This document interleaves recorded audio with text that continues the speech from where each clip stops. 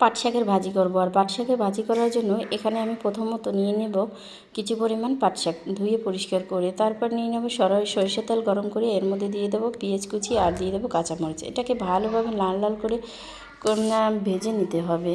এটাকে ভাজা হয়ে গেলে পরে দেখতে পাচ্ছেন এটা প্রায় বাদামি বাদামি রং হয়ে আসছে। যেহেতু পেঁয়াজটাকে বাদামি রঙের করব না পুরোপুরি, এরকম করে এর ভিতরে দিয়ে দেবো আমি পাট শাকটাকে দিয়ে এর মধ্যে কিছু পরিমাণ লবণ দিয়ে দিতে হবে। লবণটাকে দিয়ে এটাকে ভালোভাবে নাড়াচাড়া করে নিতে হবে। লবণটা যাতে এর মধ্যে মিক্স হয়ে যায় আর পেঁয়াজ আর কাঁচামরিচটা যেন এর সাথে ভালোভাবে মিশে যায়।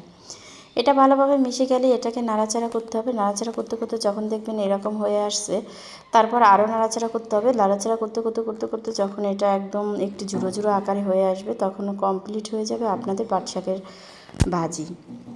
দেখতে পাচ্ছেন আমার ভাজিটা কমপ্লিট হয়ে গেছে, প্রায় কমপ্লিট হয়ে গেল। সাথে নিয়ে নেব কিছু পরিমাণ শুকনো মরিচ। আর শুকনো মরিচ না চিবালে পাট শাক ভাজি মজাটাই থাকে না।